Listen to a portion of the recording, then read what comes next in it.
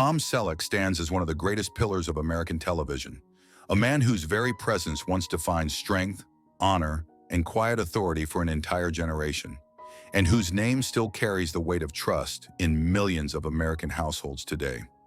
From Thomas Magnum in Magnum PI, with Hawaii's sun-drenched landscapes and an unwavering moral code, to the steadfast Frank Reagan in Blue Bloods, the patriarch who shields his family and upholds justice through challenges few could endure. Tom Selleck has not merely portrayed heroes. He has become a symbol of stability in a world increasingly losing its anchors. What makes this legacy all the more remarkable is where it began, with no privileges, no easy path, just a young man facing constant rejection and hardship, taking each painful step toward heights few ever reach. Across decades, his face has come to signify safety, his voice a promise of certainty, and the characters he embodied have become a spiritual anchor for a nation when everything else feels fragile. But now, at 80 years old, something has truly changed as a new and painful chapter begins to unfold, marked by physical burdens, emotional strain, and questions that refuse to disappear, forcing a legend to confront a storm many of us quietly fear, but rarely dare to name. If Tom Selleck has ever been part of your life, your family, or your memories, take a moment to honor him by liking this video, not only for the hero he was on screen, but for the man who now stands quietly against the shadow of time itself. Every legend carries a quiet wound, one that never announces itself, yet shapes everything that follows. For Tom Selleck, that wound was not born from chaos or abandonment, but from something far more demanding, a childhood where love existed, yet comfort was scarce, and steadiness was learned under pressure rather than protection. Born on January 29, 1945 in Detroit, Michigan, he entered a nation still bruised by war, where security was fragile and stability had to be earned daily. His home was not chaotic or broken, but it carried weight early. His father, Robert Selleck, was a disciplined, demanding man who worked relentlessly in real estate, not chasing comfort or status, but fighting to keep a family of 6 upright. His mother, Martha, carried a quieter burden, raising Tom and his 3 siblings with patience and resolve, stretching modest means into something that still felt like safety. In 1952, when Tom was just 7, the family moved west to Sherman Oaks, California, not in pursuit of Hollywood, but in search of ground that might hold.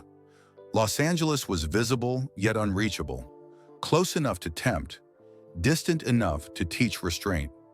There were no luxuries, no illusions of ease, only expectations, discipline, honesty, humility, and the unspoken rule that character mattered most when no one was watching. Decades later, Tom would say quietly, "My parents gave me something money couldn't buy. They taught me how to stay steady when life isn't." It was not reflection, it was a code already written into him. By the early 1960s, that code found its release on the basketball court. Sports became Tom's refuge not because he was gifted, but because effort mattered more than attention. Practices were brutal, disappointment far more common than praise, yet coaches trusted his discipline, and teachers relied on his character. Few ever asked how heavy that steadiness felt.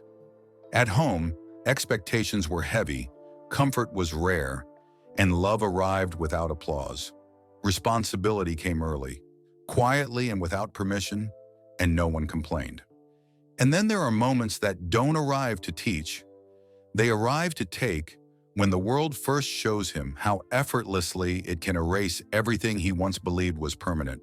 There was no warning, no lesson waiting at the end, no heroic framing, only the violent scream of metal folding in on itself, glass exploding into the air, and then a silence so absolute it felt like time itself had stopped breathing.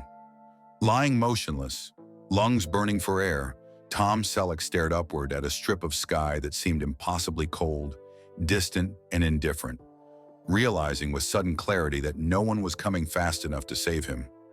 He would survive the crash, but the version of him that believed youth came with protection, with immunity, with second chances built in, died right there on the pavement.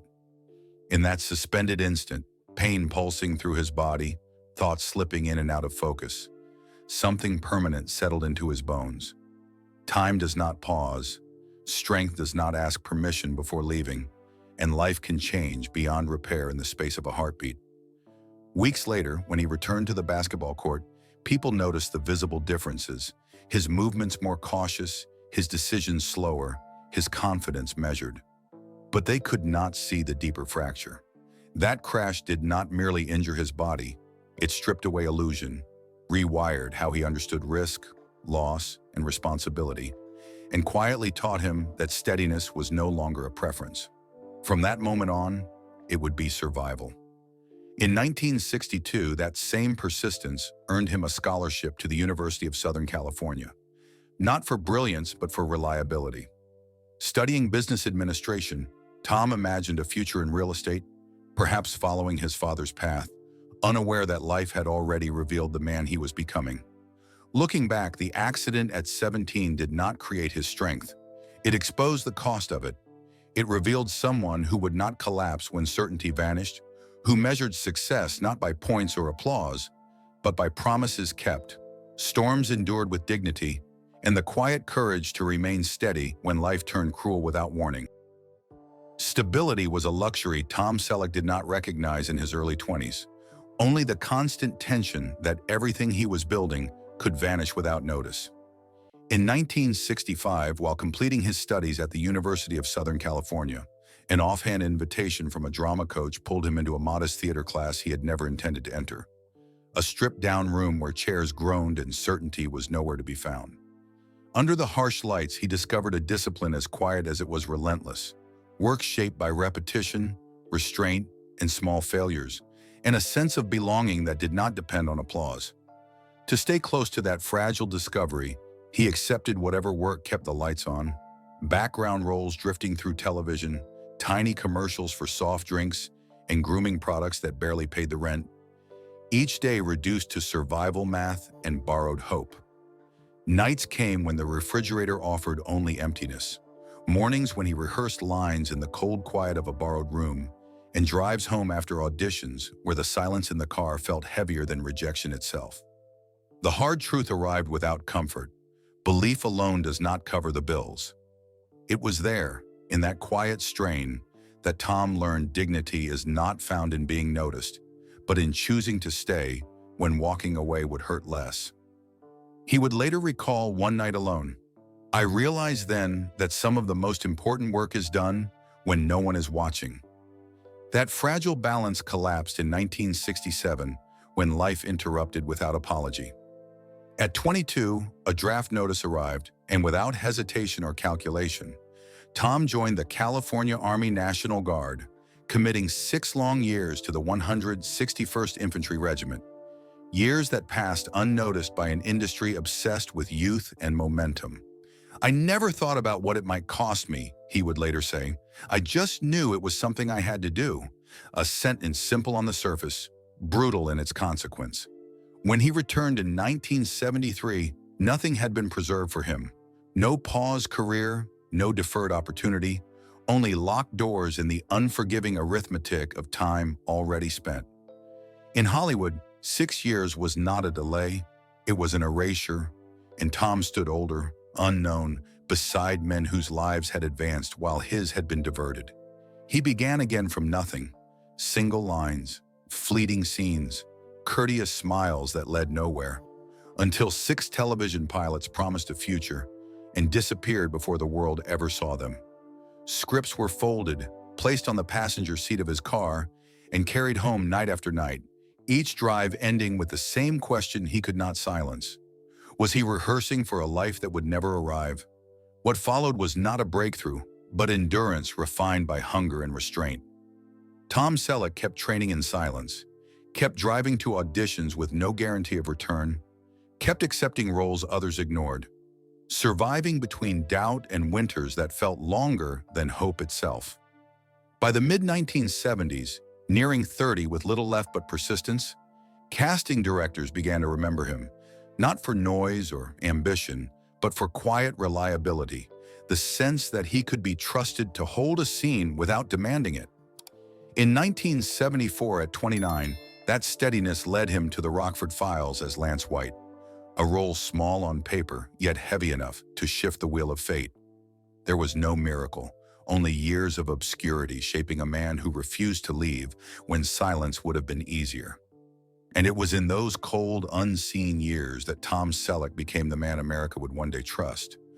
Not because he demanded attention, but because he stayed. Success did not arrive gently for Tom Selleck. It arrived like a wave that reshaped everything it touched. At 35, he stepped into Thomas Magnum in Magnum PI, a role that not only elevated his career, but rewired American television.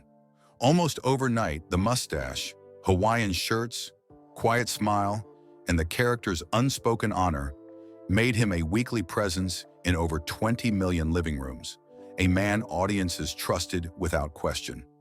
What fame gave invisibility, it quietly took from his own life. Behind that effortless charm was a reality no viewer saw. Filmed largely in Hawaii, the series demanded 12 to 14-hour days, 6 days a week, under an unforgiving sun, for 8 relentless seasons. Birthdays dissolved in hotel rooms, holidays vanished into production schedules, and moments with family had to be stolen between flights, scenes, and last-minute rewrites. Each episode paid Selleck roughly $25,000, a sum generous in appearance but minuscule against the physical and emotional toll. Even as syndication, home video sales, merchandise, and international licensing later brought in hundreds of millions worldwide, he measured success in hours lost, birthdays missed, and moments never reclaimed. As the show's global reach expanded, the contrast between public triumph and private exhaustion sharpened. "It was the best job I ever had," Tom later said, "but it took more from me than I realized," a quiet acknowledgement of the hidden cost of being adored. Even at the peak of fame, fate struck cruelly. In 1981, a legendary film opportunity slipped from his grasp, not because he failed, but because he honored the contract that bound him to Magnum. Loyalty preserved his word, yet quietly chained him to a single identity, a role both adored and confining, leaving a lingering heartache. Week after week carried the crushing weight of expectation. Scripts rewritten overnight, network pressure mounting, and the constant fear that one misstep could shatter the fragile bond with millions who had elevated him. By 1988, at 43, exhaustion had seeped into his bones. After the final wrap, sitting alone by the water, the silence hit heavier than any applause, a void forcing him to reckon with how much of himself had been surrendered to a character that defined him yet never contained him fully. "I gave everything," he admitted, voice cracking, "and the quiet that follows can be almost unbearable." Roles came, but so did comparisons, whispers, and failed promises of reinvention, each disappointment magnified under the unforgiving glare of public expectation. In a world that celebrates noise and shortcuts, one man proved that quiet integrity can forge a legend. Amid ache, grueling work, and deep solitude, Tom Selleck refused to compromise his principles for fame. He chose authenticity over expedience, walked away from hollow offers, and rebuilt his career on his own terms. Casting directors saw what stardom often obscures: his steadiness and rare ability to anchor a scene, which led to acclaimed roles across film and television, proving range and stamina. "Magnum taught me more than acting," he said. "It taught me discipline, endurance, and how to carry expectation without breaking." By the end of the series, Magnum PI had become a cultural phenomenon, generating over $250 million in syndication, with merchandise and home video adding hundreds of millions more, cementing Selleck as a man who faced triumph and sacrifice equally, emerging steady and honorable. His peak remained paradoxical, celebrated publicly, yet privately forged from sacrifice and cost. Those who look closer see not just a television icon, they see a man who endured exhaustion, pressure, heartbreak, and relentless expectation, yet walked through it all with dignity. Some men need no noise to be remembered. Some lives inspire because they survive the impossible and still stand tall, a testament to resilience, principle, and the quiet power of unwavering character. At the exact instant Hollywood seemed to finally bow at Tom Selleck's feet, when Magnum PI elevated him into an icon of calm strength and effortless masculinity in the early 1980s, his real life was already beginning to fracture in silence and sorrow that no camera could soften or save. The world admired the mustache, the red Ferrari, the man who always looked in control, yet behind closed doors Tom stood on emotional fault lines that widened with every passing day, often returning home long after midnight to rooms that felt colder with each success. In 1982, as the recognition he had chased for more than a decade finally exploded into global acclaim, the marriage that had sheltered him through obscurity quietly collapsed into grief no words could repair. Jacqueline Ray was not simply his wife. She was the woman who waded through failed auditions, rejected pilots, empty bank accounts, and nights when belief was the only currency they had left, sitting alone at a small kitchen table, counting hours instead of hopes. They married in 1971, when Tom was only 26 and Jacqueline just 25, long before fame arrived, building a modest, fragile life on uneven paychecks, shared hope, and a quiet promise that tomorrow might finally be kinder. Tom chose to adopt her young son, Kevin, who was barely 5 years old at the time, not as a symbolic act, but as a lifelong vow, signing his name with the certainty that love and commitment could conquer fear and instability. In those early years, their small home carried laughter, patience, and whispered dreams of permanence, a young family stitched together by resilience, making the later triumph of Magnum PI feel not like individual success, but like a victory they had earned together, hand in hand, against impossible odds. But fame does not knock gently, and the success they once prayed for arrived like a storm that demanded payment in silence and absence.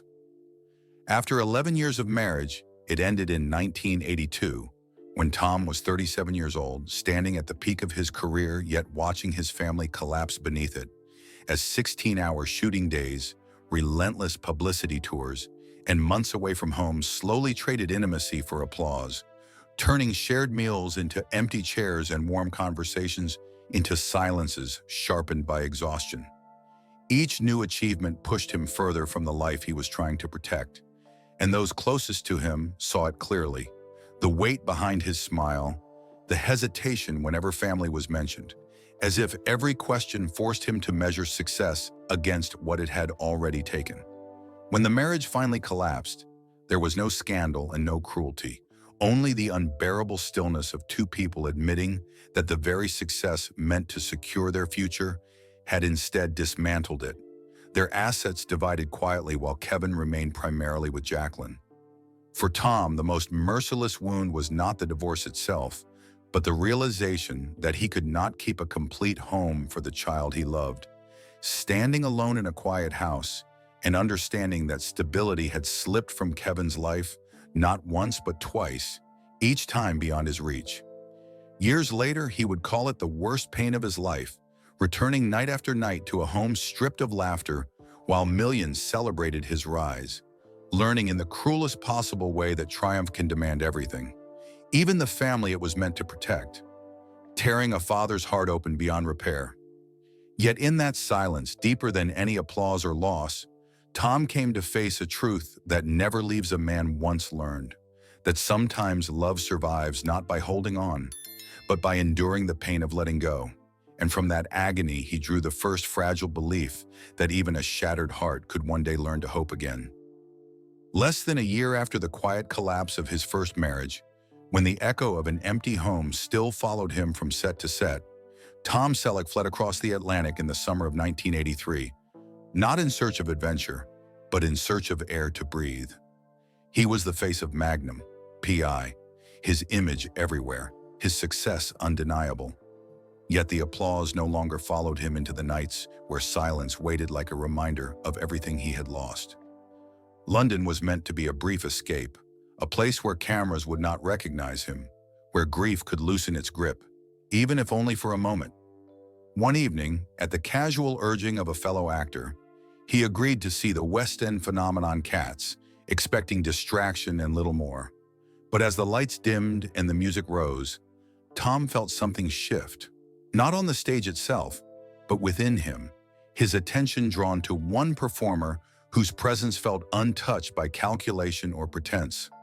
Jill Mack, radiant and alive as Rumpelteazer, carried a joy so unguarded that it cut through his weariness, awakening a feeling he feared had been buried by heartbreak. When the curtain fell, he lingered longer than he meant to, suddenly unsure of himself, the confident screen hero reduced to a man relearning how to speak after loss. What stayed with him was not fame or performance, but her laughter, free of awe, untouched by his celebrity, as if she saw only the man beneath the myth. In the weeks that followed, Tom returned to the theater again and again, not to be noticed, but to feel something he had not allowed himself since the collapse of his family: cautious hope.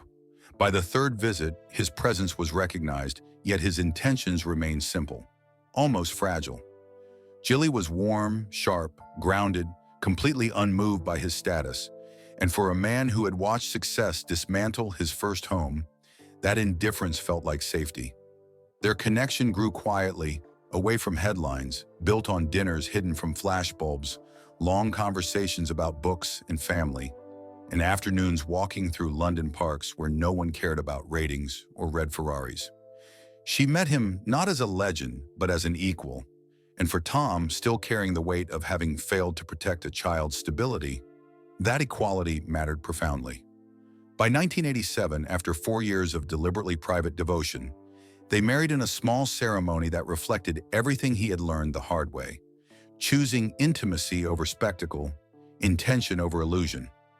Those who witnessed it still remember the way Tom looked at Jill, not with triumph, but with reverence, as if he had finally understood what was truly at stake. Their life together became a quiet act of defiance against the chaos that had once ruled him. They built a home on a ranch in Ventura County, far from Hollywood's glare, where horses and open land replaced studio lights and rigid schedules. Tom reshaped his career with painful clarity, turning down roles, guarding his time, driven by resolve born from loss rather than ambition. In 1988, their joy deepened with the birth of their daughter, Hannah Margaret, and Fatherhood, this time within a stable home, became both healing and redemptive. He was present, deliberately so, measuring success not by scripts or accolades, but by the steadiness of ordinary days he once believed fame could replace. Looking back, Tom would say it was not fate that brought Jill into his life, but readiness forged by heartbreak and failure, by the understanding that love must be protected to survive. Yet even as peace seemed to settle, life was not done testing him, and beyond the quiet of the ranch, a new shadow waited, not on a set or stage, but in the sterile, hushed corridors of a hospital, where his greatest role, that of a father, would soon be tested in ways no script could have prepared him for. The birth of his daughter Hannah brought Tom a joy so radiant it seemed to light up his entire world. Yet that light trembled with an almost shocking fragility. Every laugh, every wide-eyed glance reminded him this was the most precious thing he had ever known, more dazzling than any award, more enduring than the fame that had made him a household name. Looking into her eyes, Tom glimpsed a future he had never dared imagine, a peace long denied amidst years of loss and loneliness. Yet that happiness, brilliant as it was, hung by the thinnest of threads. In 1991, when Hannah was only 3, a morning fever spiraled by night into a desperate struggle for life. Acute pneumonia, a clinical term to some, but to Tom, a sentence capable of shattering his world. The man who had faced danger on screen was utterly powerless. All he could do was clutch her tiny hand, memorize every breath, every monitor beep, every subtle movement, as though holding on to these fragments could preserve the fleeting peace he had finally found. Jill remained steadfast at his side, their silence heavy with unspoken prayers, hearts torn between fear and hope. Every cough, every ragged inhale sent shocks through Tom's chest. Hollywood, contracts, fame, all meaningless. Only love, fear, and absolute presence remained. In that darkness, Tom made a choice that stunned the world. He stepped away from acting for 3 years. No announcement, no fanfare. Simply to be there. I could always make another movie, he later reflected, but I could never reclaim the time I might lose with her. Those years spent in hospital corridors and the hum of machines became a crucible in which he learned patience, endurance, and how to love with every fiber of his being, cherishing each fragile moment. Hannah recovered, but the memory of those days remained etched like a scar. As she grew, riding horses and competing in show jumping, Tom never missed a moment. The leaps, the triumphs, the falls. He was there, fully present, with the vigilance of a father who had once stood on the precipice of losing his child. Careers fade, fame disappears, but time with a child is irreplaceable. Yet fate tested them again. In 2018 at Calgary Spruce Meadows, Hannah's magnetic stirrup failed, sending her crashing down. Both tibia and fibula shattered. The crowd went silent. For Tom, it was a cruel reflection of 1991. The helplessness, the fear, now magnified because his daughter was no longer a child, yet still vulnerable, still under his protection. Jilly steadied her. Their eyes met in wordless understanding. The past had returned, demanding a price they thought they had already paid. Hannah's recovery was grueling. Surgeries, crutches, endless physical therapy. Each step marked by pain and resilience. Throughout, Tom and Jilly were unwavering, sharing every ache, tear, and small victory, proving that true love is measured by presence, not convenience. Today, Hannah rides again, thriving, a living testament to strength forged in adversity.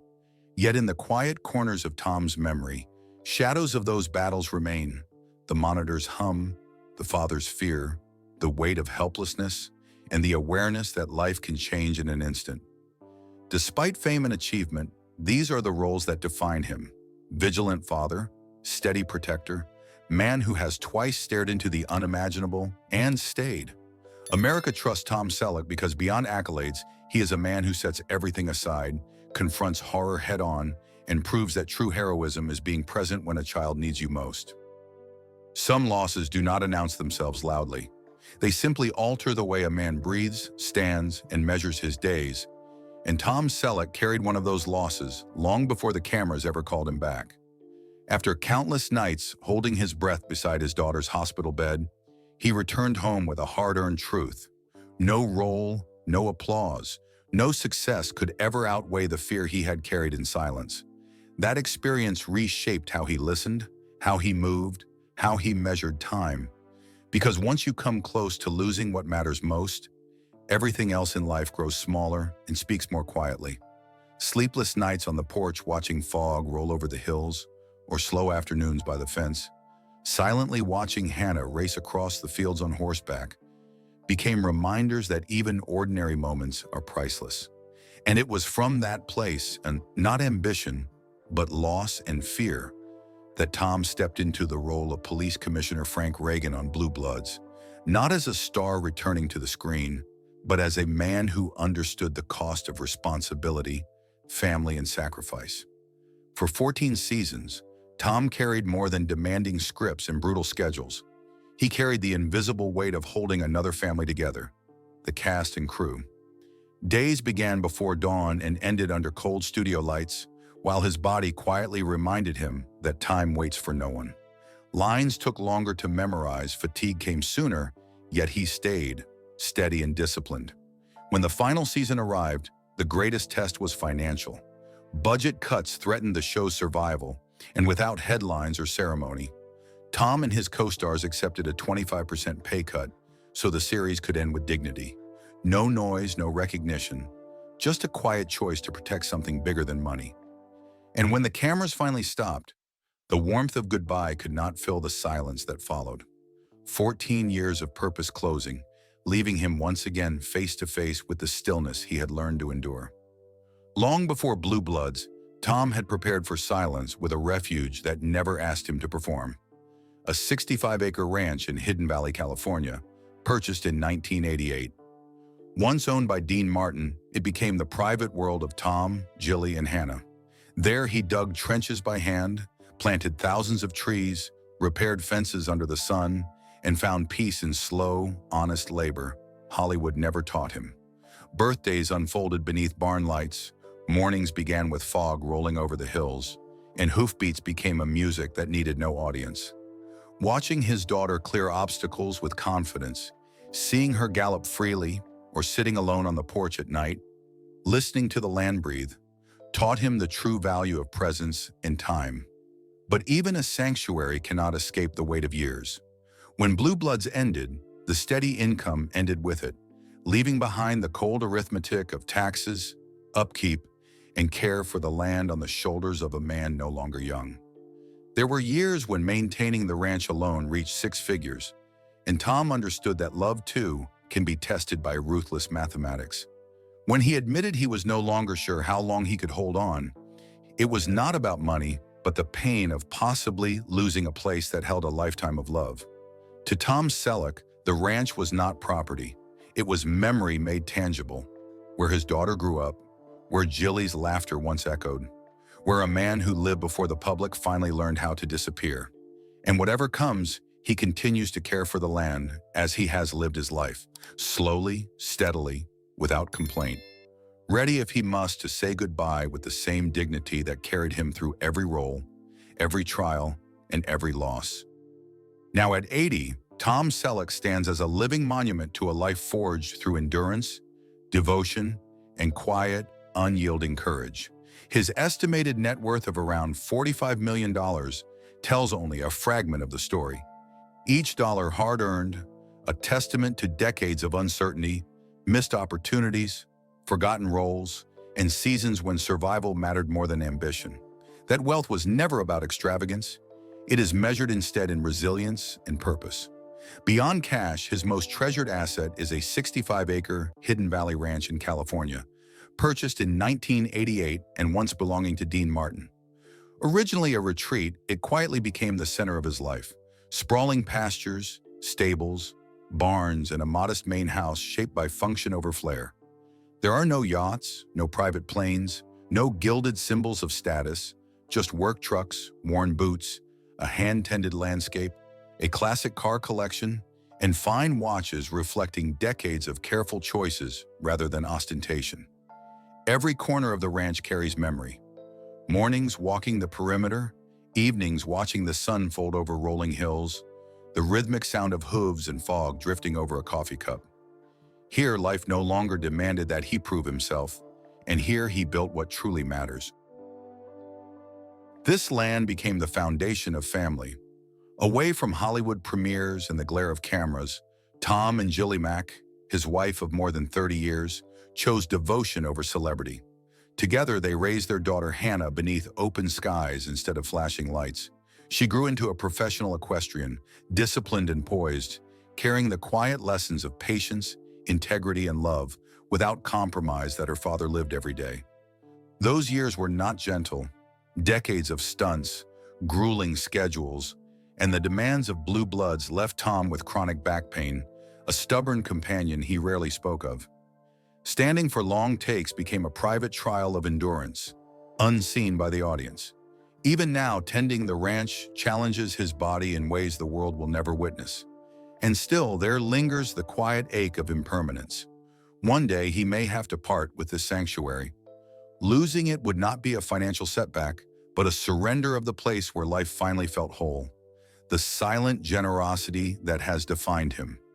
Over decades, Selleck has quietly donated an estimated $5 to $8 million to veterans programs, children's health initiatives, and emergency relief for struggling workers and families.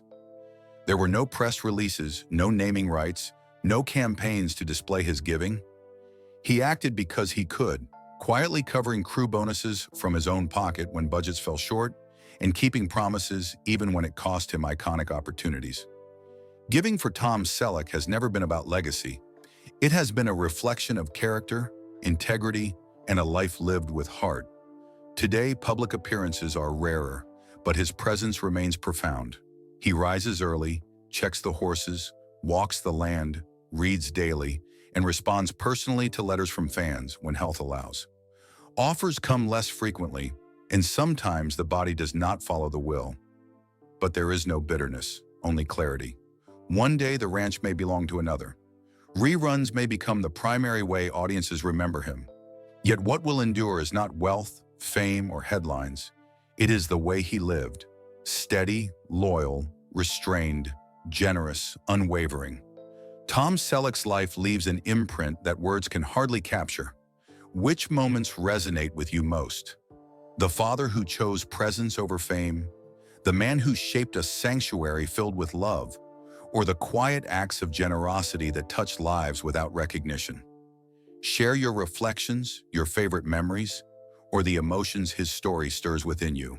In remembering Tom Selleck, we honor a man whose steady, enduring life speaks louder than any headline and whose legacy lingers long after the cameras stop rolling.